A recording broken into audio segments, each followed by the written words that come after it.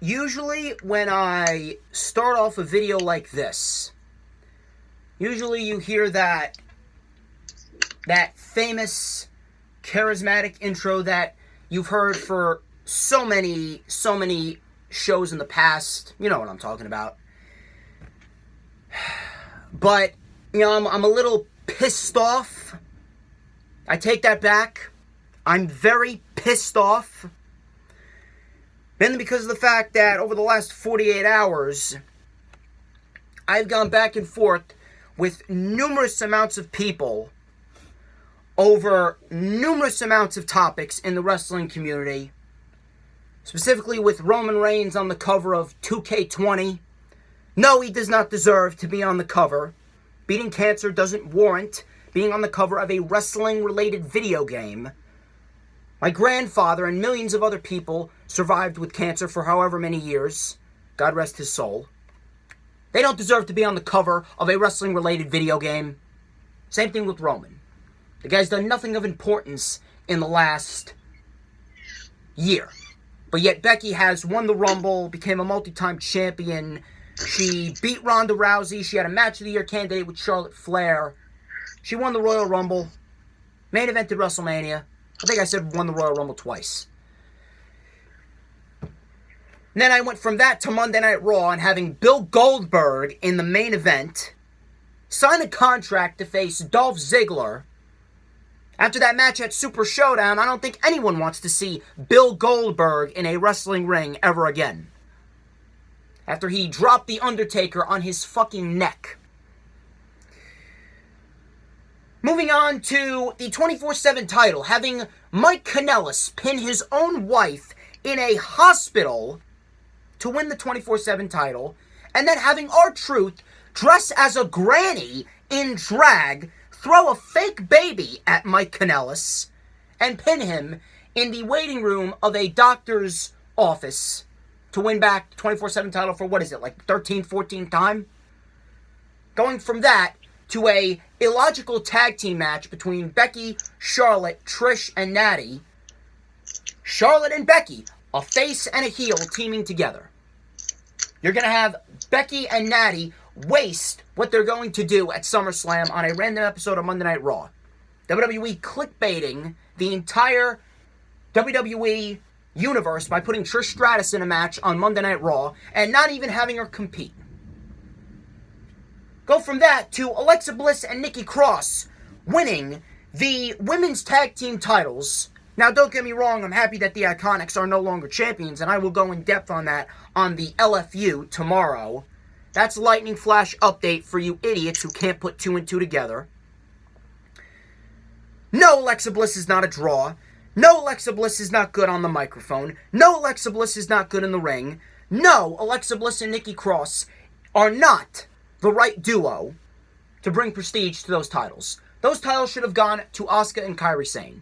And the only reason that they gave the titles to Asuka and Kairi... Why they didn't give the titles to Asuka and Kairi Sane is because Asuka and Kairi Sane don't have the assets, quote-unquote, that Alexa Bliss has. The only reason why Asuka and Kairi Sane are shafted yet again is because WWE caters to their precious little Barbie doll known as Alexa Bliss. And in the same case as Roman Reigns, Vince has his hands so far up Alexa's rear end that every time Alexa brushes her teeth, Vince gets a manicure. Oh, and by the way, I'm going to say this. I will bet all the money in my bank account right now that this women's tag team title reign is the only taste of gold that Nikki Cross gets on the main roster as long as Vince McMahon is still in power. I guarantee it. Guarantee it. How this woman went from being one of the staples in NXT, having great matches with the likes of Candice LeRae and Bianca Belair, to having an NXT Women's Championship match with Shayna Baszler, and now she's on Raw as Alexa Bliss's bitch. And then we go from that to a disorganized episode of SmackDown Live that was rewritten just 2 hours before the show even started, and the superstars that were on the show had to act on the fly. I don't even need to dive into specifics as far as SmackDown is related. I don't, because the entire show was a complete waste of time. And what's the scary thing? Here's the scary part about this. The scary part about all of this is that there's people actually out there that's going to defend this.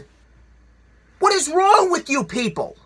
I genuinely don't understand. I genuinely don't understand how someone can defend a show being rewritten 90 minutes before the entire show even started. And the fact of the matter is that I've been arguing with so many people over the last 4 days that they have literally killed my passion for this sport, which I'm counting on NXT TakeOver Toronto 2 to rejuvenate that, which I know that they will. And on top of that, it has completely drained all the energy out of me to sit in this worn-out wooden chair in front of this iPhone 6S and record a rundown for a show that I'm actually excited for. I'm actually excited for TakeOver Toronto. But the fact that these people going out of their way to argue with me because they can't handle the truth that I'm speaking, I genuinely don't understand. I legitimately don't understand. I don't know what you people want me to do. This video,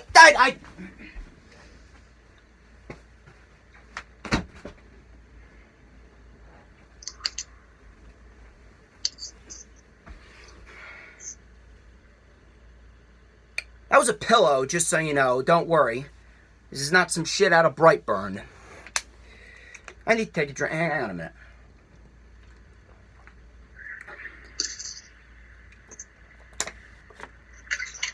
And this water's good.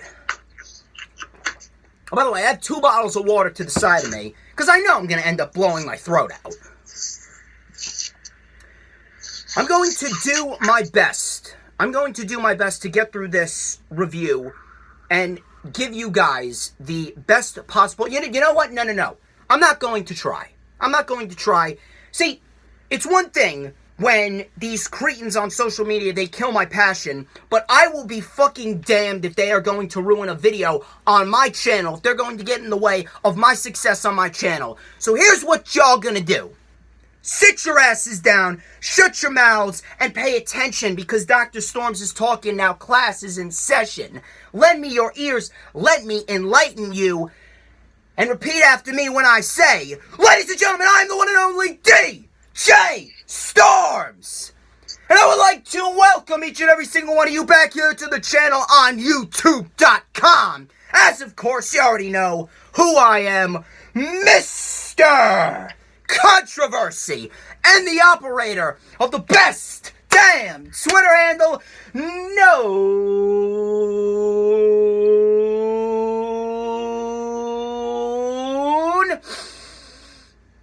Wait for it. To mankind. This is the official rundown for NXT TakeOver Toronto Deuce, which is streaming live on the WWE Network this Saturday, with the pre-show starting at 6 p.m. Eastern Time, the main show starting at 7 p.m. Eastern Time, and would you look at the time? It's Storms p.m. Eastern Time, ladies and gentlemen. And that is how you do an intro. That is how you do an intro, ladies and gentlemen. Take notes, people. Take notes. Well, as you can see by the thumbnail, ladies and gentlemen, I am not alone. Of course I'm not alone. Because everyone wants a piece of the Stormsmeister, ladies and gentlemen. But my guest today has been on the channel before. Finn Balor Mark, Bayley Mark, Sasha Mark, lifelong wrestling fan, member of the DJ Storms posse. Please welcome back to the channel once again, Chrissy, as I take a drink of my water again because my throat is already on fire. Take it away. We are the hydration connection. There's no connection stronger. As I hold my bottle of water. I can never replicate that entrance. Just putting that out there. I'm just always like, ladies and gentlemen, and then I'm done. Because I forget the rest. I'm just like, Greg Hamilton should quit his job. Like, the best in the world. I'm done. You're going to, once you continuously do, if you do it for 2 years like I did it for 2 years, you'll get it down. Maybe if I smell what The Rock is cooking. No, The Rock ain't got nothing on me. Oh, wow. The Rock ain't got Shots nothing fired. on me. At The Rock on Twitter.com. At The Rock on Instagram. Come at me, Dwayne. Come at me, Dwayne. There's space on this SummerSlam card for a celebrity. Well, if we're talking about a celebrity, it ain't no bigger celebrity than DJ motherfucking Storms. I mean, if The Rock has got something to say about that, he can meet me in the ring in Toronto. I'll see you there, Dwayne. Wow, you're calling out the movie star. He said, good luck, movie star. Mic drop. Yeah, so with Don, for DJ's special announcement, he did not let you guys know. He gave me the opportunity to announce I actually have a ticket in section 304 for a special member of the DJ Storms posse if they would like to go to NXT Toronto. One quantifier for me is just you have to be following DJ. And he can make any specifications he wants, but I do have an NXT TakeOver Toronto ticket if anyone would like it. Of course, we got a lot of people following me. I believe almost 400. So there's a lot of people out there. I guarantee you there's a lot of people out there that would love to go to TakeOver Toronto. So you can hit up me, you can hit up her, and she'll tell you her social media handles at the end of the video. But regardless, we're here to talk about TakeOver Toronto 2. So there's 6 matches on this card.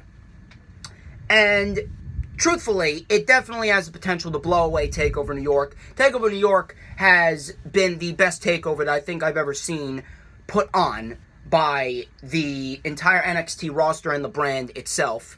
And Chrissy's trying to copy me. You can't see it, but she is wearing sunglasses. She is taking a page out of her Idol's playbook. But anyway. I'm just trying to be cool like you. Anyway, so why don't we dive straight into the matches? First match, let's talk about Candice LeRae versus Io Shirai. So, now this match came about mainly because Candice LeRae was betrayed by Io Shirai back in June during the steel cage match with Io and Shayna Baszler. Io snapped, turned on Candice, and Io Shirai has adopted this new attitude that has essentially made her the best heel in the women's division. I'm sorry, Shayna, but you know, Io Shirai has skyrocketed to new heights just within mere weeks. And this match is definitely the correct match in a lot of people's eyes, Tyson included. Shout out to him if you're watching, Tyson. But him and me were talking about... Tyson. Shout out to who? Tyson. Chrissy, shout you out. But anyway, him and me were talking about how Candice and Io would be the correct match to open the show, mainly because of the fact that, you know, if you really want to go up against a women's division as stacked as All Elite Wrestling, and you know Triple H is, without a shadow of a doubt, competing against All Elite Wrestling. It's clear as day. Main roster ain't doing jack shit. The main roster ain't going to do jack shit. But if you really want to make a statement, I would definitely give these women about 13 to 15 minutes to kick off the show. Without a doubt, this is going over 3 hours. This show may very well go 4 hours. This show may very well may go to 4 hours. If they give each match the ample amount of time, which I'm assuming that they will, then we're definitely going to get a 4-hour takeover. But I definitely wouldn't mind it. But giving these women 13 to 15 minutes, that would definitely give the time to have these women shine. It could be one of the better women's matches of the year, maybe even the best women's match of the year if they want to go that route. We know what Candice is capable of. We've seen what Io Shirai can do with the likes of Baszler and Belair and Shayna. I already said Baszler and Kairi Sane specifically because her and Kairi had a nice back and forth in the Fatal 4-Way match at New York. I'm going to go with Io Shirai to take the win on this, mainly because of the fact that Io Shirai is the newly turned heel. Candice LeRae at this moment is expendable. And there's a bigger picture to tell with Io Shirai. And definitely Candice as well. And I'm going to explain to you why I feel Io Shirai is definitely 1,000% going to walk out the victor as we get into the NXT Women's Championship match later on in the show. But I'm going to hand the ball over to Chrissy. What's your analysis and give me your prediction on this match? All right, so I'm very proud of this moment, especially because considering that for the first time in a few years, this is the first ever takeover in a while where there are 2 women's matches on the card. and I agree with your assessment that there should be that should be the opener. I think that would be a nice fresh start. It would establish a good babyface, a good heel in Io Shirai. Candice LeRae, she's been on my radar for a while. A lot of the WWE superstars have expressed wanting to face her or see her progress in WWE. I'm elated to finally see her being used and being on the card, and I'm excited because this can be a great match. I've seen her personally at Worlds Collide Wrestle, and she is someone that can bring out such a great heel in Io, and I think that can be either a match of the night candidate or definitely between the two women's matches, or it could very well steal the card. Candice LeRae has something to prove. Io Shirai, she's got a new, fresh attitude that a lot of people have taken well to, and it's connected with the audience, which for me says volumes. And I think they've been doing a fantastic job with storytelling in this program. I am excited for this match. I can't wait for them to burn the house down. And if they're first, good luck to everything that follows. Bold prediction. I think that Io Shirai will lose. I think she will lose. And I think she will lose to her own self. That she will maybe get so mad and beating down Candice that Candice can't be put down, that she DQs herself. But I think she will look very strong, very dominant in this match. And it's to highlight her and to highlight, Candice being this plucky, strong babyface that is not just Mrs. Wrestling, that she's Candice LeRae. And this is a good platform to make that statement. I have a feeling that they will. Moving on to the NXT Tag Team titles, we got the Street Profits, Angelo Dawkins and Montez Ford versus Kyle O'Reilly and Bobby Fish of the Undisputed Era. If you want tag team wrestling at its finest, all you need to do is take 20 minutes, which I assume that this match is going to go 20 minutes, maybe even 25, depending on how much time they want to give these two teams. You know that these teams are going to go all out for a show like TakeOver Toronto too. But, you take a look at SummerSlam. Take a look at SummerSlam for a minute, and there has been numerous reports going around that there is to be no tag team matches on SummerSlam. None whatsoever. They even scrapped a few singles matches, like Sami Zayn and Aleister. You had that on SmackDown Live this past Tuesday. I'm going to go in depth on that more on the Lightning Flash update tomorrow. But you take a look at the landscape of tag team wrestling in NXT. Then you take a look at the landscape of tag team wrestling on the main roster, and you see the flourishing talent that the main roster has, and WWE refuses to capitalize on that. I genuinely don't understand why you wouldn't want to capitalize on something like that.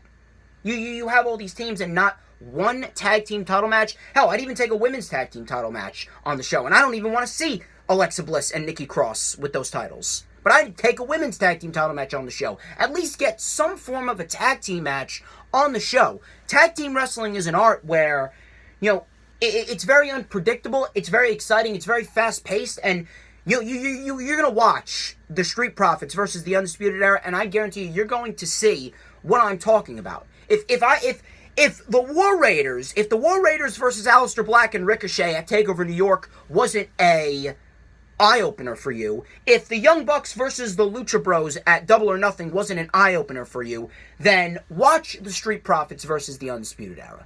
That's all you need to do. Watch the Street Profits versus the Undisputed Era. I think that these two teams are going to absolutely kill it, like they always do. Every single person in NXT, when you take a look at them, they fucking kill it. They kill it. And as far as this match goes, as far as the outcome goes, obviously we all know it's going to be a great match. This could very well be one of the best tag team matches, if not the best tag team match of the year, if they want to go that far. I mean, I don't know how they're going to top the Young Bucks and the Lucha Bros, or if they're going to top the War Raiders and Aleister Black and Ricochet, but, I have my faith. I have my faith in Triple H that more likely than not, he's going to do something that is going to make this match stand out above all the other tag team matches this year. As far as the outcome goes, there's no doubt in my mind that the team of Bobby Fish and Kyle O'Reilly are going to win. You know for a fact that Triple H is going forth with what he said. Triple H is going forth with what Adam Cole said specifically. Adam Cole said that in 2019, all of the Undisputed Era will be draped in championship gold. And more likely than not, it's probably a 1 in a billion chance that we're ever going to see an Evolution-style takeover of the WWE main roster by the Undisputed Era. Vince could take a look at Adam Cole and he'd be like, 205 Live for life. But as far as NXT goes, you know, Triple H is going to capitalize on that sort of talent. Triple H, without a doubt, sees the potential in the Undisputed Era, and they're going to have an Evolution-style takeover, which is obviously going to play into the triple threat match for the North American Championship, which we'll talk about later. But as far as the tag team title match goes, Bobby Fish and Kyle O'Reilly, there is no other team to do it. No other team to do it. Angelo Dawkins and Montez Ford, they had a successful title defense against Oney Lorcan and Danny Burch. Now, they lose the titles to the Undisputed Era. They get their tag team title reign, and hopefully, I'm hoping that they become a staple in the Raw tag team division, and WWE does a draft after SummerSlam, and the Street Profits get drafted to a specific brand. I'm hoping Monday Night Raw, because Monday Night Raw is in need of some tag teams, and the Street Profits are put in the tag team title scene, hopefully going into WrestleMania 36. And Bobby Fish and Kyle O'Reilly are going to be walking out the new tag team champions. I'm handing it over to Chrissy. 1000% agree. I actually thought the same metaphors as you. The Armageddon Evolution style, where the whole stable wins the titles. That was like the first thing I thought that year when pretty much Adam Cole, you know, gave his warning shot to the entire roster that year. I do believe that in this match, I'm picking the Era. The Street Profits, as you said, very good likelihood that they can go up to the main roster. Raw, perfect fit for them, and it seems like they're being prepared for them by showing them in segments and cameos and videos on Monday Night Raw. So that seems to be an ease of transition.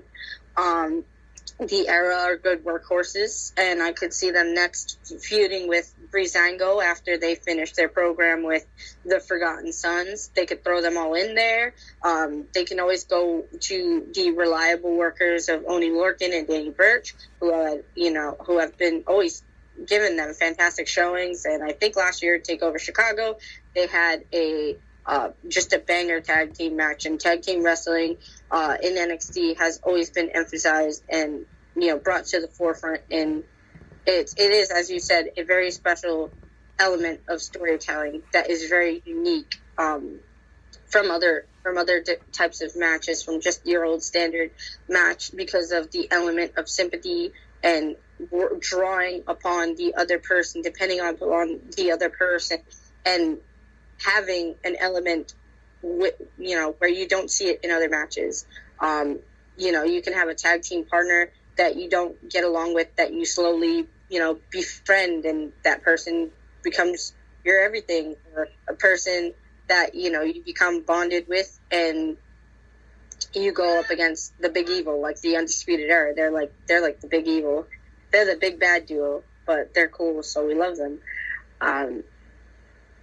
Tag team wrestling is something that should be emphasized on not just in NXT, but on the main roster. As you said, they have a plethora of talent that they should and can use. It's there. It's not lacking.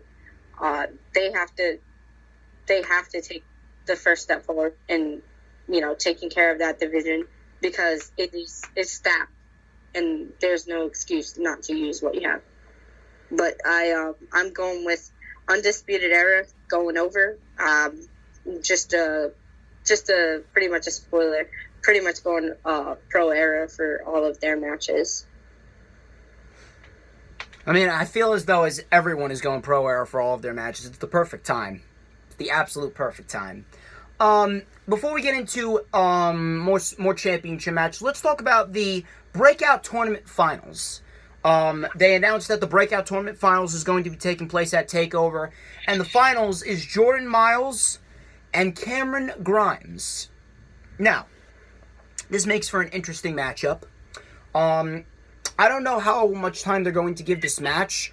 I would assume that it's probably going to be put in the position where it's used as a calm-down match, and Jordan Myles and Cameron Grimes, obviously they're great at what they do, so obviously they are going to definitely put all of their effort possible into this match. Now, as far as the winner goes, it's a bit of a toss-up, in a way. It's a bit of a toss-up because you can argue both cases in which why either man should win. Obviously, you take a look at Jordan Myles, and Jordan Myles is obviously the superior wrestler to Cameron Grimes. But then you take a look at Cameron Grimes. Now, Cameron Grimes is obviously the bigger name than Jordan Myles. I feel as though Jordan Myles is a better babyface, but considering what they are doing with Cameron Grimes and how they've really exposed Cameron Grimes a bit more, and plus they've had Cameron Grimes get the wins over the bigger stars like Isaiah Swerve Scott and Bronson Reed.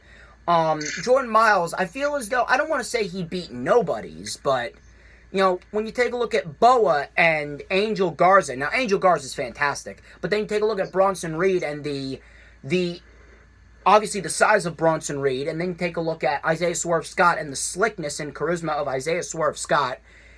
Cameron Grimes, I feel as though, has more momentum going into TakeOver.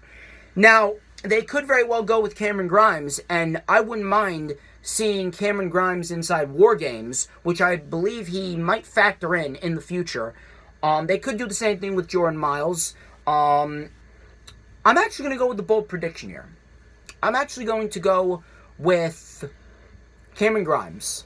I'm going to go with Cameron Grimes, and I feel as though Cameron Grimes is going to go after the North American Championship. He's going to be the next challenger to Roderick Strong, and we could very well see a War Games match in which Roderick Strong and Cameron Grimes are in, and then you add the Undisputed Era as well. We could very well see a War Games match with the Undisputed Era facing off against Matt Riddle, Cameron Grimes, and Breezango for the NXT Tag Team, the North American, and the NXT Championship, all on the line in War Games come November.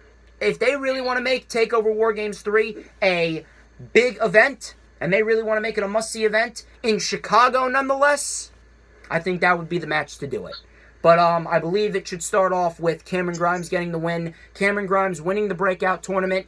As far as Jordan Myles goes, you can go either way with them. You can keep him in NXT. He can build a name there. You could put him on 205 Live because they definitely need more depth on 205 Live. He would definitely flourish on 205 Live, and he could very well become Cruiserweight Champion by the middle of 2020, because right now I feel as though Oney Lorcan and Chad Gable are going to be the next successors to the Cruiserweight Championship. But as far as the breakout tournament goes, Cameron Grimes is my pick to win. What you say, Chrissy? First of all, Drew Gulak is never losing the Cruiserweight Championship. Yes, he will. Yes, he will. So let's settle that. Never in the history of ever. Yes, he will. Drew Gulak. Yes, he will. Ladies and gentlemen, my heart is broken. It's going to be to Oney Lorcan in the fall. I will accept Chad Gable. I will accept Oney. But for right now, never. In this moment, never. It's going to happen. In regards to this match in particular, I've enjoyed the tournament itself. Like to see the personalities, the characters. There's a lot of players there that they can work with, a lot of pieces. Obviously, what stuck out to me, Dexter Lumis, his mysterious character, very scary, a bit intimidating.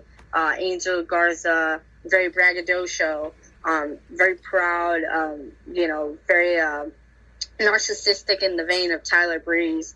I like seeing the bright smile, just the enthusiasm of Jordan Myles, and then you have this just gritty, I want to say in the vein of Gallus, just this gritty character in Cameron Grimes, and he believes he's the best in the world, and he's out there to prove that he is the best in the world.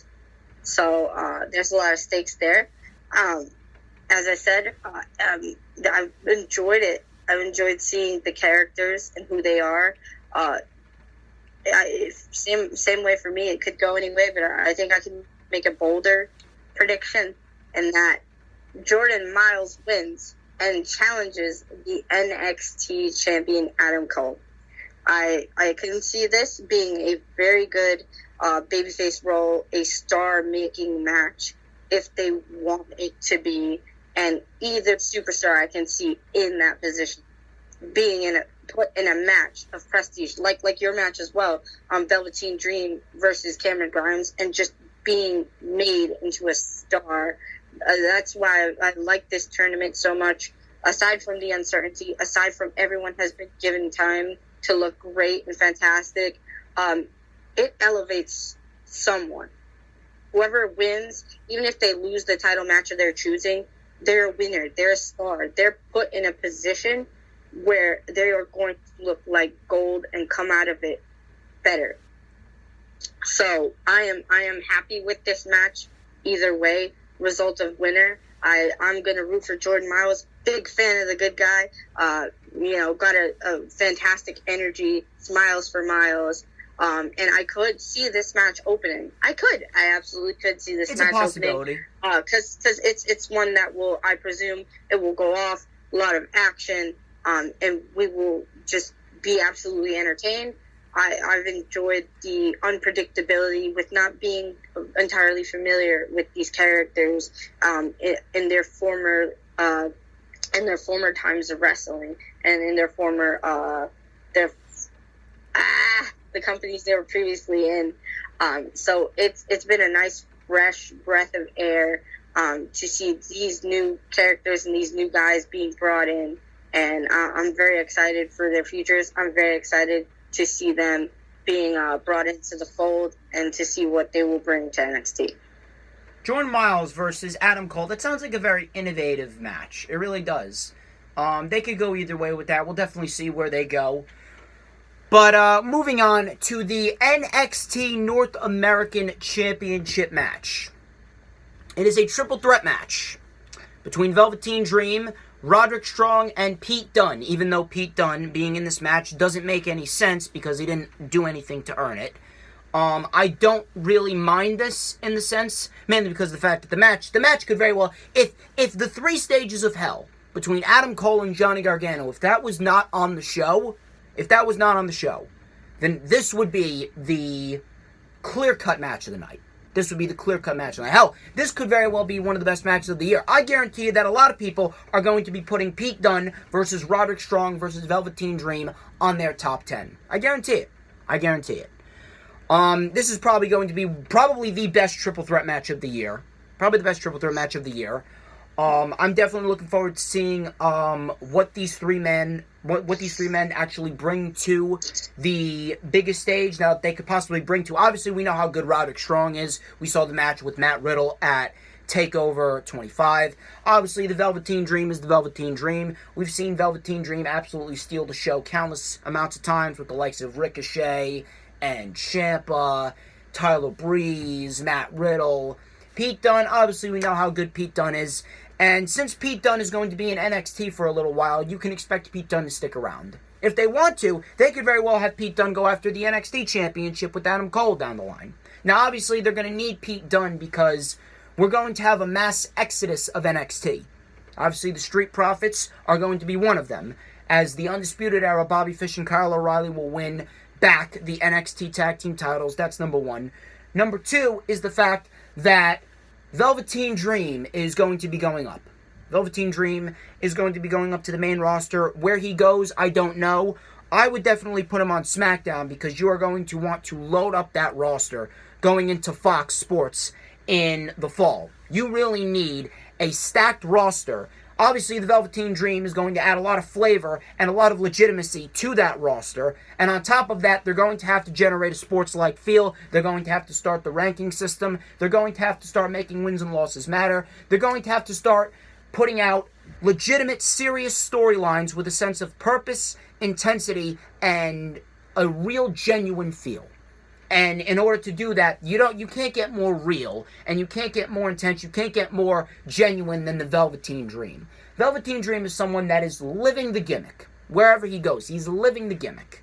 Velveteen Dream has gone as far as he can go with the North American Championship. He's held it for nearly 200 days, and I think it might be time.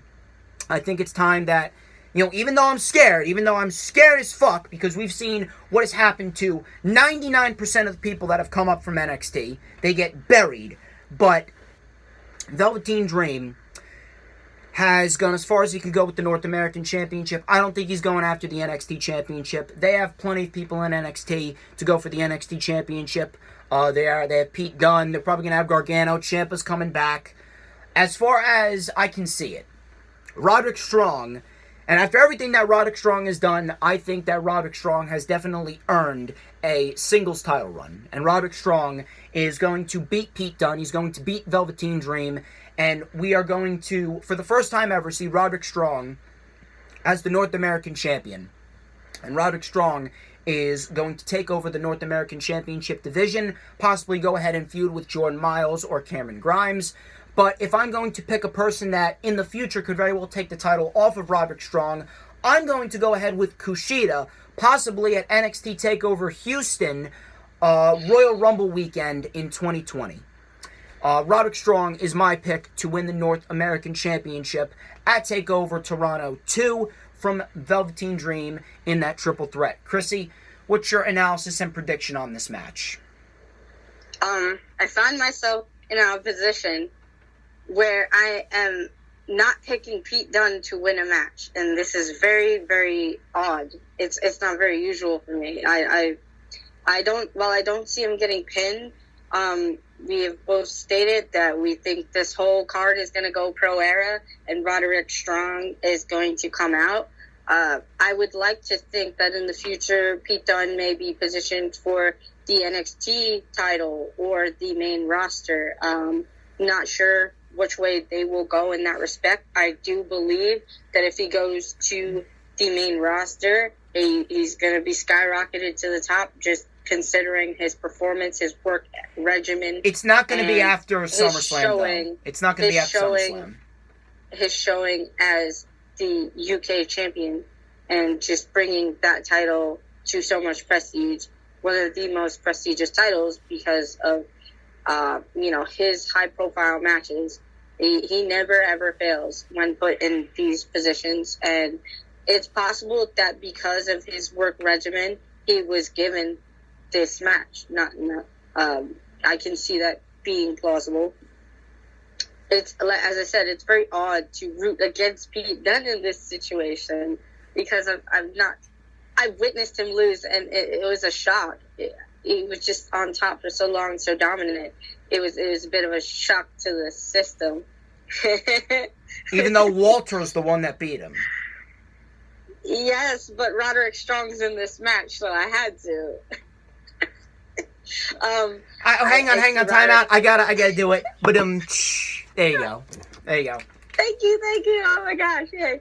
I think Velveteen may take the pin. Yeah. I don't see any era shadiness. I see maybe some heel shenanigans at most from Roderick, but he can hold his own. Heel lineman or not, he can still go in the ring. This match is going to be tons of fun. A lot of theatricality. I am looking forward to how Velveteen Dream mocks one of them. His entrance, of course, is always a spectacle in itself. So I'm excited for this match to be fun and to be a spectacle for the summer. I don't know if this is going to be a show stealer, but Pete Dunne, match of the year candidates. Velveteen Dream, match of the year candidates. Roderick Strong had a fantastic showing against Matt Riddle last TakeOver. So you never know. This one could be the dark horse match. That steals the night. I'm going with Roddy. I want to see the era win, but it's so hard because Velveteen Dream, you love him. He just has a presence. He is an absolute star, and everything he presents turns up gold. And it's hard to see. It's hard to see him losing. And then Pete Dunne is the wild card element. What are they going to do with him? What's going to happen? Where does he go from here? I think he stays in NXT for a little bit. I think that he could possibly be challenging for the NXT Championship, but he's not going to win. If I am to make a prediction as far as where Pete Dunne goes, I'm going to say that he probably comes up to the main roster After the Rumble or after WrestleMania 36? I think since William Regal said he's going to be in NXT for a while, he's not coming up after SummerSlam. They're not just going to fast track him to the main roster. He's probably going to have some NXT Championship matches here and there. Probably act as an interim opponent for Adam Cole. Maybe he's in War Games. Maybe he's in War Games against Adam Cole for the NXT Championship. You never know. But I think that Pete Dunne is coming up in 2020. I don't see that in the near future, but I believe if and when he gets the call to the main roster, that he would just be skyrocketed. He's just done so much great work. It's fantastic. Always delivers. Always makes me cringe in the corner whenever he decides to break people's fingers. Make a wish. But he's so... Oh my God, why? Ugh, I hate that noise. I hurt myself. Ow. Shit, I hurt myself. I always haven't taken enjoyment in his matches. Glad to see him back. Glad to see what he will bring to NXT. And you know it's going to be good because he did so well in NXT UK and representing that brand. So nothing but ecstatic. I know they love him, and he's gonna be the glue that holds this match together and just brings it to fruition. And they're all gonna shine. So Roderick Strong, and this match is gonna be one roller coaster hell of a ride. Moving on to what I think is going to be the co-main event is the NXT Women's Championship match between Mia Yim and Shayna Baszler. Now, a lot of people were saying that Mia Yim isn't really their cup of tea. Now, here's the deal. With everything that's been going on, they really don't have anyone. And they're telling a bigger story with Io Shirai, which is why they didn't put the title on Io. They're telling a bigger story with Io Shirai. Mia Yim, right now, is the best possible candidate to take the title off of Shayna Baszler. There's no other person. There's no other baby faces. Candice LeRae has her gripes with Io. Chelsea Green hasn't even made an appearance yet. She's still on the live events, the live event stage, so to speak, so they have to build her up. Obviously, you got Casey Catanzaro, who's still in development. Obviously, she hasn't gotten much wins for herself. You take a look at Lacey Lane, still hasn't gotten much wins for herself. Xia Li, no. Bianca Belair, she's a heel. So, at this rate, Mia Yim is the best possible person to take the title off of Shayna Baszler. Mia Yim has been built up over the course of the last few weeks. She's gotten a plethora of wins. And at this rate, I think that this is Mia Yim's time. Even though she's not going to hold it for very long. Mia Yim is the definition of a transitional champion. And what's going to happen here is obviously that Fox is going to want Shayna. So Shayna is going up to Fox Sports. Shayna is going to be another person that is going to get called up to the main roster. It's going to be the Street Profits, Velveteen, and Shayna Baszler. Shayna Baszler is going to legitimize the women's division on SmackDown Live. We could very well get some people on SmackDown drafted to Raw to give Becky some more opponents, even though Shayna Baszler would be the correct opponent to feud with Becky for the Raw Women's Championship, should she retain at SummerSlam, because there is a possibility that Natalya could come out victorious. But right now, since Fox wants Shayna, I think Shayna's going up to SmackDown. Mia Yim is going to be the person to dethrone Shayna Baszler and win the NXT Women's Championship. Then you can have her get a title defense in here and there, possibly against an interim opponent like Casey Catanzaro or Bianca Belair. And then I would say at TakeOver War Games 3, we are going to have the crowning moment of heel Io. Io Shirai is going into NXT TakeOver War Games 3, and Io Shirai is going to defeat Mia Yim. Io Shirai is going to win the NXT Women's Championship, and then Io Shirai is going to go on a tear for the next 6 months, up until WrestleMania weekend. And then what's going to happen? Simple. Very, very simple.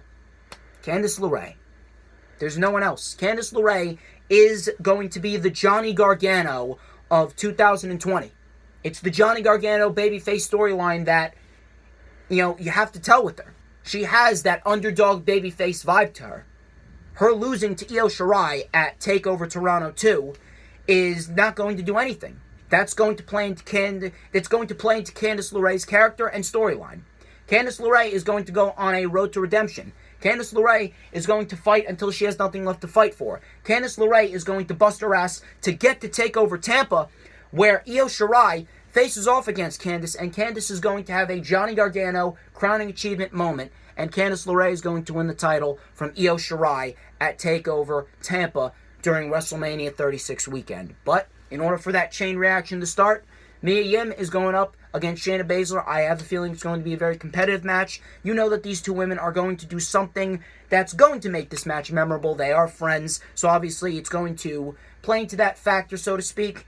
And at the end of the day, Mia Yim is going to win the championship. She's going to drop it to Io Shirai at TakeOver War Games 3. How about it, Chrissy? Mia Yim is the HBIC, so obviously she's got to go over. I've been entertained by her introduction and her being brought into the fold with her matches with Bianca Belair and the small storytelling that they had there. Glad that it led to, these developments. She's shown well. She's been a strong, tough babyface. I wanted to say tough cupcake, but that's Candice LeRae's thing. That's right. She's shown some grit and some fight, and some resilience. She was shown some savvy in taking out Shayna Baszler's henchmen, the four little ponies. Or henchwoman. Henchwomen. My apologies, henchwomen. The three little ponies, because they're not the real four horsewomen. So yeah, we got the UFC people and the WWE people going at it. That's a war. Yeah. That's Chrissy's war, though. That's not my war. I'm not in war. I mean that in playful jest. I'm a big. Well, you're wearing sunglasses, which is ironically my signature symbol of war. So. It's my signature symbol of I'm light sensitive. I wanted to be cool, and I wanted to wear them. Stop stealing my gimmick. No, I'm just kidding. Stealing your gimmick. I watched the Blues Brothers. So I'm a Blues Brothers ripoff now. Yes. Fair enough. No, I'm just kidding. Blues Brothers is awesome. Anyhow, Shayna Baszler is awesome. She's done well as champion. I posted a few days ago the irony that it would be that the TakeOver weekend 1 year ago, Shayna Baszler dropped the title to Kairi Sane in Brooklyn, and seeing her as the odds-on favorite to lose in Toronto this year, 1 calendar year apart. I just find that to be a fun fact. And just interesting.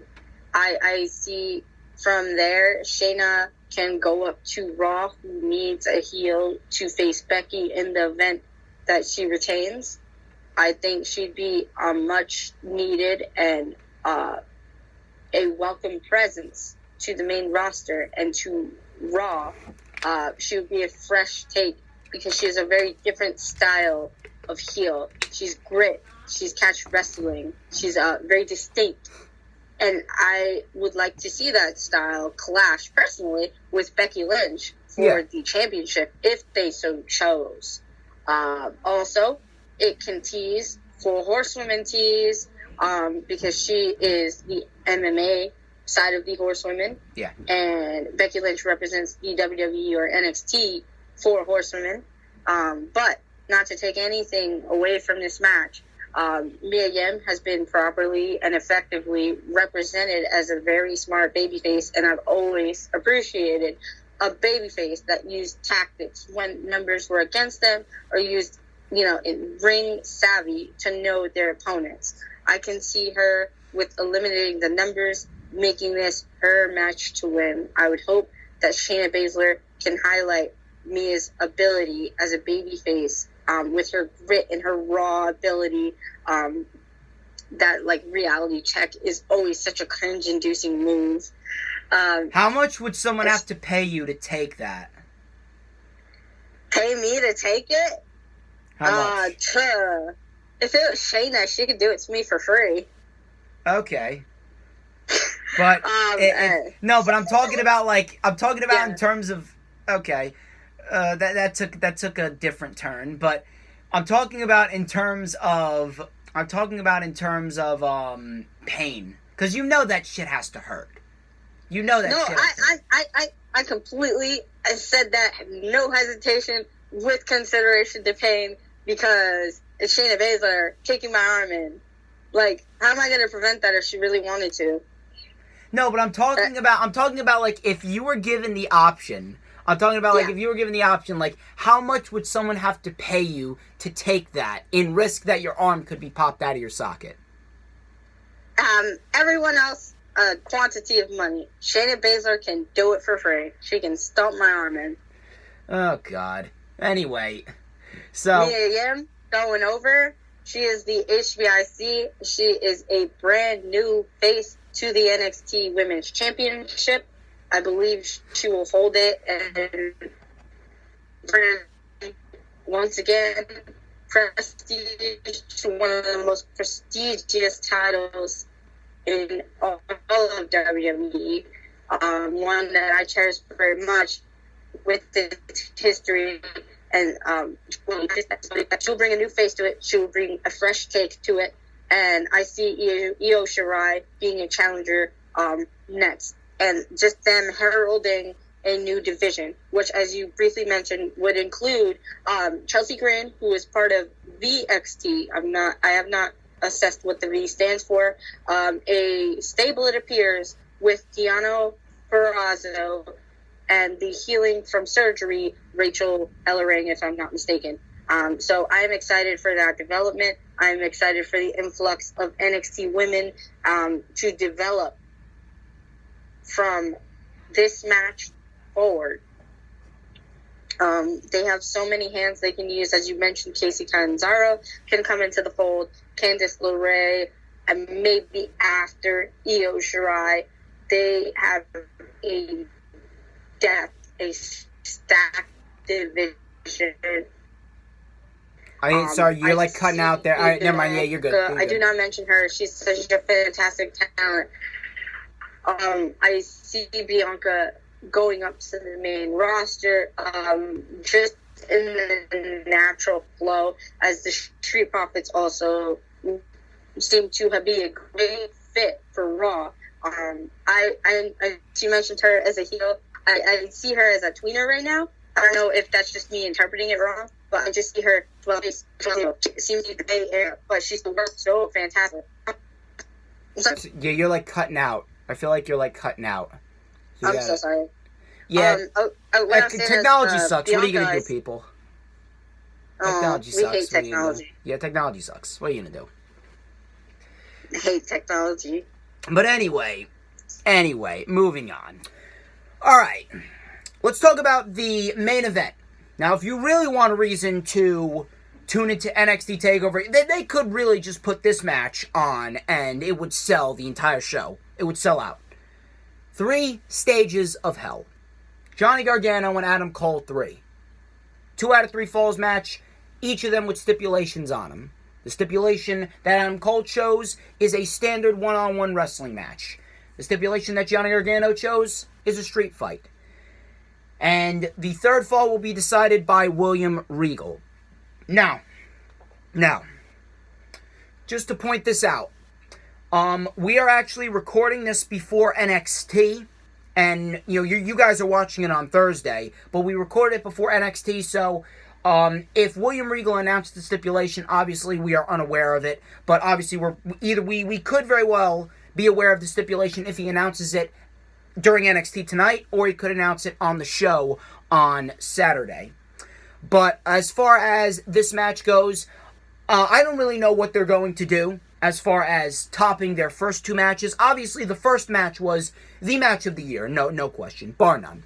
Bar fucking none, the match of the year is Gargano and Cole number 1. Gargano and Cole number 2, obviously that's one of the best matches of the year. Not as good as the first one, but I will say it was the best singles standard one-on-one match. No bullshit, no stipulations, no interference, no nothing. It was the best wrestling match one-on-one for the entire year of 2018. I would say that Cole and Gargano was the Johnny Gargano Andrade Cien Almas match of 2019. That match at TakeOver 25 was reminiscent of Gargano and Almas from TakeOver in Philly on January 27th, I believe it was, in 2018. Now, as far as this match goes, I can definitely see the standard wrestling match starting off the show, and in which it should. And Adam Cole, I believe, would take the first fall there. We then go to a street fight, which is Johnny Gargano's specialty, and I believe that Johnny Gargano will get the win there. Johnny Gargano will get the win there. And as far as the third fall goes, now, again, we don't know what the third fall is because we recorded this before NXT. If William Regal didn't announce it on NXT, if he doesn't announce it on NXT, at TakeOver, I think that the third fall, for the very first time ever, it is going to be Hell in a Cell. It's the only way that this feud can end. Originally, it was reserved for Ciampa and Gargano. But obviously, we know what happened. Ciampa got hurt. But at this rate, what better time to do it? What better time to do it? This is the biggest matchup in NXT history. Johnny Gargano and Adam Cole, 3 stages of hell. Why not do a Hell in a Cell? Hell in a Cell, let it be the end-all, be-all of this feud. As far as Johnny Gargano goes, well, I don't think Gargano's winning back the NXT title. I don't. Johnny Gargano is not winning back the NXT title. Adam Cole is retaining here, and the Undisputed Era will walk out of TakeOver Toronto with all the gold. As far as where Johnny Gargano goes, I can definitely see Johnny Gargano facing off against Tommaso Ciampa in an undercard matchup at TakeOver War Games 3 in Chicago in November. And Ciampa could very well come out. He's making a speedy recovery. Ciampa's making a fantastic recovery. And at this rate, Ciampa could very well be back before War Games. And his first match back will be at War Games, and it will be against Johnny. Ciampa will walk out victorious. That will then put Ciampa in line for an NXT Championship matchup at TakeOver Houston during Royal Rumble weekend in 2020, during that weekend against Adam Cole. And Adam Cole will beat Ciampa. As far as where Adam Cole goes, Ciampa and Gargano will more than likely be called up in 2020.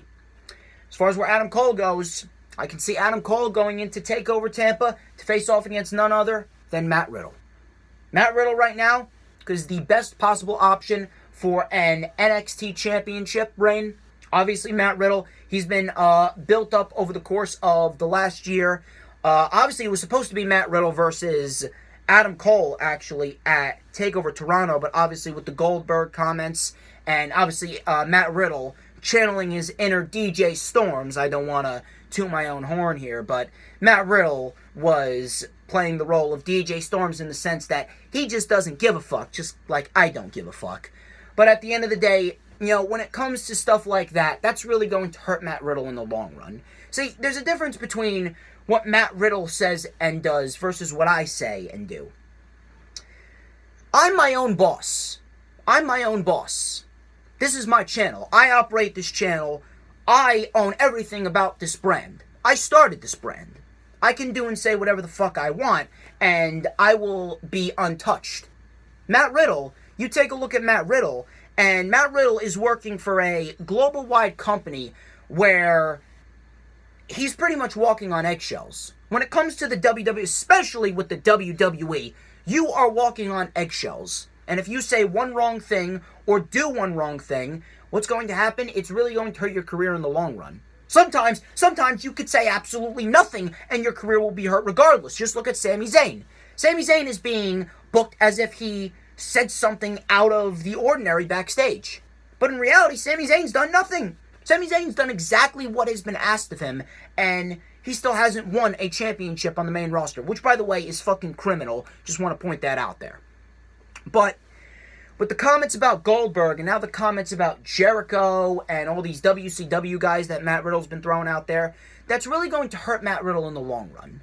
And if Matt Riddle, which I am still predicting that he's going to go up against Adam Cole at TakeOver Tampa during WrestleMania weekend, and Matt Riddle should win the NXT title there.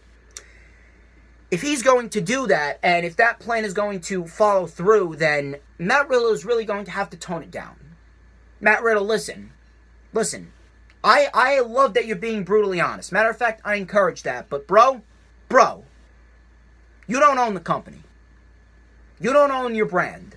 WWE has trademarked the name Matt Riddle and anything Matt Riddle related. When you're working for a company like them, you have to abide by certain rules, or it's not really going to work out well for you in the long run. If you get called up to the main roster down the line, which could possibly be at the end of 2020, if that happens and Vince McMahon is still aware of those comments and you're still doing what you're doing right now, Vince McMahon could very well treat you like Sami Zayn. And Sami Zayn didn't do anything wrong. Vince McMahon could very well treat you like Asuka. Vince McMahon could very well treat you like Tyler Breeze was treated when he was called up. He could very well treat you like, who else? Fucking Heavy Machinery. Where's Heavy Machinery? Heavy Machinery hasn't been seen since Extreme Rules. Why aren't Heavy Machinery facing off against the New Day at SummerSlam? I'm calling Matt Riddle to face off against Adam Cole, TakeOver, Tampa, WrestleMania 36 weekend.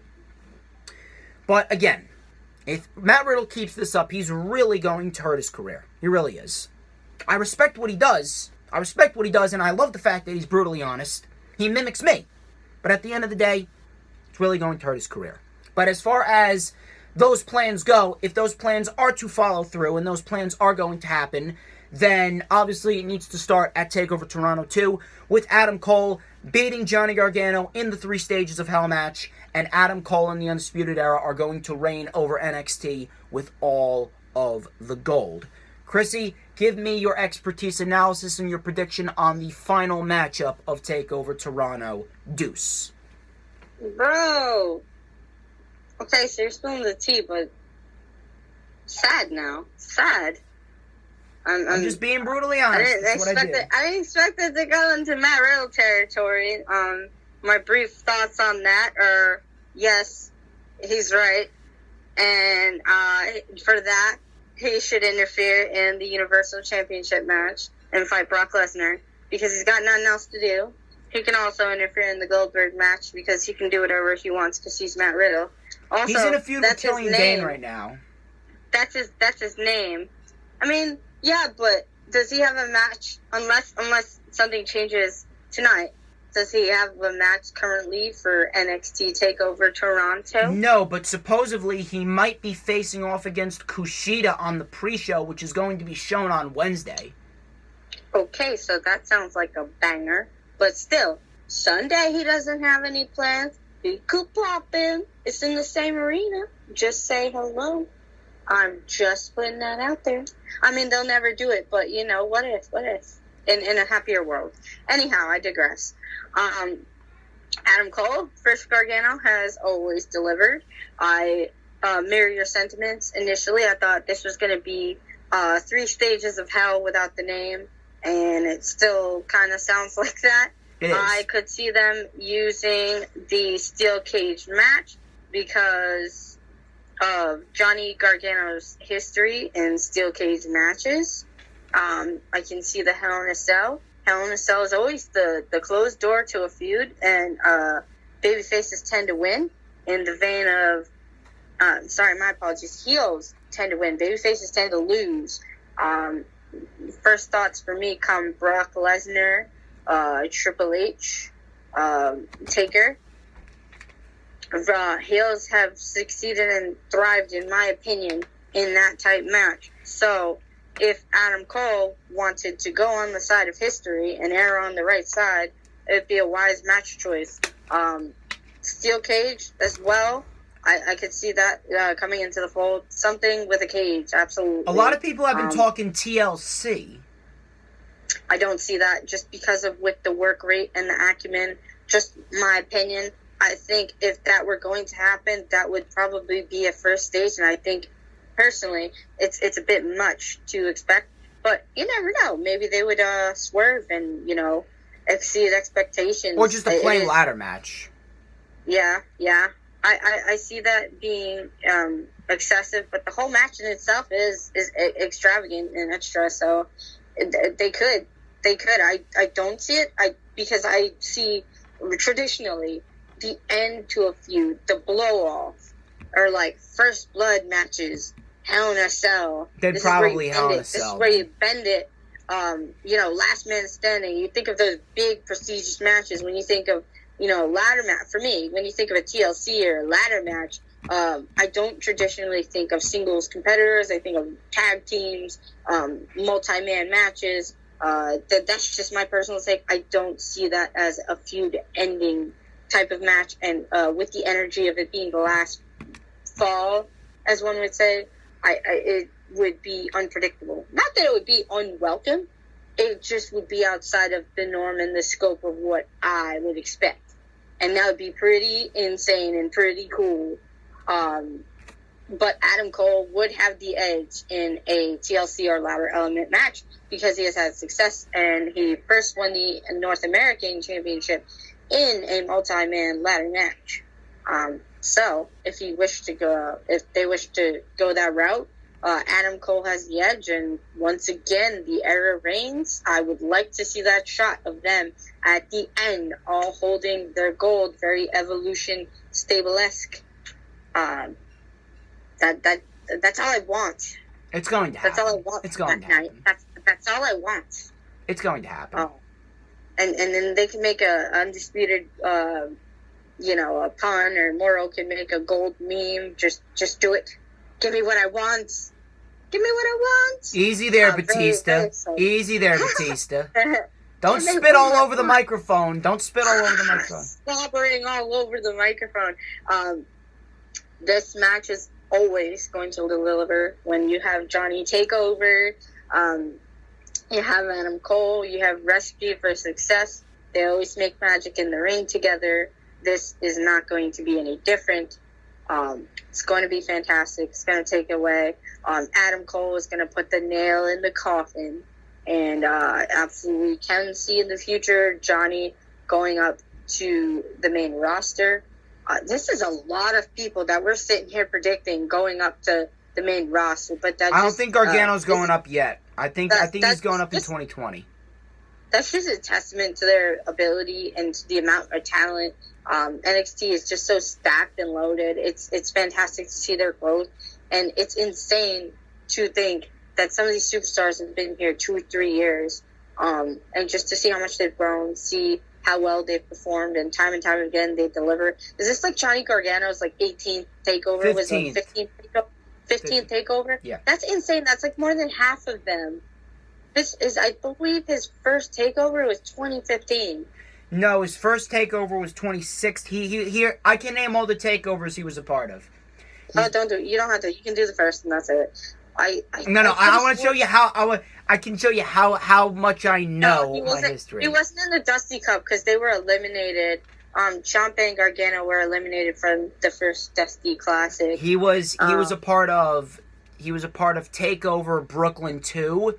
He was a part of TakeOver Toronto 1, a part of TakeOver San Antonio, TakeOver Orlando, TakeOver Chicago 1, TakeOver Brooklyn 3, TakeOver Philly, TakeOver New Orleans, TakeOver Chicago 2, TakeOver Brooklyn 4, TakeOver War Games 2. He was a part of TakeOver Phoenix, TakeOver New York, TakeOver 25, and now it's going to be TakeOver Toronto 2. Okay. Yeah. I'm sorry I tuned out because I figured you were going to start listing it. And I was just like, he's right. He's right. I gotta show it off.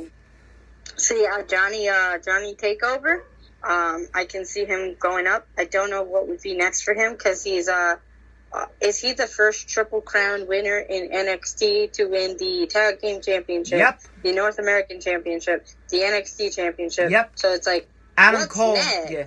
And with the concept that you brought, I'm not sure if I know about a definitive draft. That's a cool idea. I don't see it personally. I think that'd be fantastic. I just don't see it. With the idea roaming around that the brand split will be more definite. Johnny Gargano to SmackDown. I would not hate that. But when though? After SummerSlam, he's still got to finish his feud with Ciampa. He doesn't have to actually. I know that they wanted it to be Ciampa versus Gargano, end it. But they could say, not say they will, they could say that they turned over a new leaf. Ciampa became a new man. His YouTube videos are so inspiring. I have to see the last one. They're very beautiful. No, he's going to come back as a babyface. He will. The other side of Ciampa. But maybe for them to have a curtain call of their own, where they say they've buried the hatchet, and maybe in his time, I don't know if he could say this, but sometimes returning baby faces from injury, a la maybe Kurt Angle, Edge, they come back more sympathetic and saying, maybe I was wrong. You've buried the hatchet, you've let go, you're a changed person, and maybe Ciampa can be a top baby face and something of that nature. I see a natural sense that Gargano can move on or move up. He's been the heart of NXT for a while, in a way that maybe Ciampa hasn't, because injuries have plagued him for a bit. So he's a bit fresher in our minds because he's been out for bits and bits of time and chunks of time, that he can stay. Not that I want them split up, but I could see it naturally that Johnny can move on. He's done everything he could do. He has nothing to prove after this loss. He can move on to greener pastures and challenge himself elsewhere. Or he could take on the era and War Games and find 3 other dudes and just go to war. His choice. We're just going to enjoy it. It's Johnny Gargano's world. We're just living it. Actually, it's Adam Cole's world. It's the Undisputed Era's world. And we're just living it. Ew, I just turned heel. Let me wash this off me. What? I just turned heel. I need to wash this off. No, please stay heel. This is gross. Stay heel. It's a wonderful concept. Trust me, I've been doing it for 2+ years. It's a wonderful concept. And let me tell you something. In the words of Topher Grace from Spider-Man 3, I like being bad. It makes me happy. Turn to the dark side. Trust me, you will not regret it. No, because I just thought that menacing man in Dennis the Menace, I thought that he was right. The kid was right. In Home Alone, the robbers weren't right. Well, I know, I sympathize with Marv. I mean, come on, he got a nail through his foot. He got a nail through his foot. Cut the man some slack. He fell back off the basement stairs, and he stepped on glass Christmas decorations. That kid is evil. Anyway, all right, let me ask you one last question. Now, this is going to be a tough one. Is this 3 stages of hell match, will this be better than Triple H versus Shawn Michaels at Armageddon in 2002? What is insane is that without respect to the friendship angle of friends turn enemies, they are 2 people that came to mind when I thought of Johnny Gargano versus Adam Cole. Just with the match style, just with knowing how Triple H and Shawn Michaels have such extensive hand in their feud and roles, and just seeing the reminiscence of, this man just won't stay down. This man just won't stay down, and I'm going to put him down, and he is going to stay down. That has always been how I've likened Triple H and Shawn Michaels as a babyface. So it's very reminiscent. I do see elements of that feud. It was just so prolific and so deeply rooted because they were friends at some point. The only difference here is that Adam Cole was never said to be Johnny Gargano's friend. Johnny has just been a prevailing thought of, I'm going to defeat the evil. I'm not going to succumb to the demons. Well, he did, though. He did, though. He fell to darkness, but he didn't completely succumb to it and let it consume him. I like Dark Johnny, though. I liked the venom in Johnny Gargano. Yeah. Well, I noted that his gears are very important, especially they're significant to the Marvel Cinematic Universe because they kind of give a sense of what state he's in. I'm excited. I'm always excited for when he has his entrance to see what gear he's wearing. I think his championship one was Iron Man. Was Iron Man, and no spoilers for Avengers Endgame, but Tear. I love you 3000. But again, yes or no question. Will it be better? Will this 3 Stages of Hell be better than Shawn Michaels and Triple H? Yes or no? She's thinking. Yes? Hands down, yes. Wow, that's a bold prediction. Yes. I think people have short memories, so maybe they won't remember it as well. People remember that. People remember it. But with those 2 competitors and their caliber, their previous work, you can absolutely make an argument that they can deliver. This story has held pretty well without, as I said, the element of this is a deep-rooted hatred between 2 best friends who are now bitter enemies. They've worked and gelled very well as 2 fantastic competitors where one won't stay down and one is just too damn good. And I think that such a simple story playing so well, I think it can absolutely tell a fantastic story. Better, if not as good as that match in Armageddon. Well, ladies and gentlemen, that wraps up this edition of The Rundown. I would like to thank each and every single one of you who tuned into this video. My throat's still on fire from the rant at the beginning of the show, but you know something? You know, that's just a testament to how much effort I put into my shows for you people. Here's what I want you guys to do. I want you guys to follow me on Instagram at TheDJStorms. Follow me on Twitter at ManOfInfamy. I want you guys to leave a thumbs up. Give me that thumbs up. We're going to try and get this video to 15 likes. I want you guys to go and comment down below at which match you think is going to steal the show as my dog continues to bark. Whatever. She's insane. I don't really know what to tell you. But regardless, leave a comment down below which match you think is going to steal the show at TakeOver Toronto 2. I want you guys to hit that subscribe button. We are over 1,300 subscribers. We are on the road to 1,400. I want you guys to hit that notifications bell with a huge coup de grace. That way you will know whenever I pop up on YouTube. Because whenever I pop up on YouTube, it's the best time to be on YouTube. Check out the Lightning Flash update, which I will post tomorrow. The rundown for SummerSlam is going up on Saturday. The rewind for TakeOver is going up on Sunday. And the rewind for SummerSlam, which Tyson Arnold will be starring on, shout out to him again, is going to be on Monday. Now, as Chrissy said, she has a ticket for TakeOver Toronto 2. Hit up me on Twitter, hit up Chrissy on social media, and Chrissy's going to tell you where you can find her on social media, which is... I'm at Commander Chrissy on Twitter and Instagram. And the ticket will be transferred via Ticketmaster transfer. You can always feel free to DM me. You can DM GJ at Man of Infamy, I believe. Yes. It's the hateful and helpful place. No, I'm just kidding. Trust me, I got a lot of hate, but it's very, very justified, people. But they love me.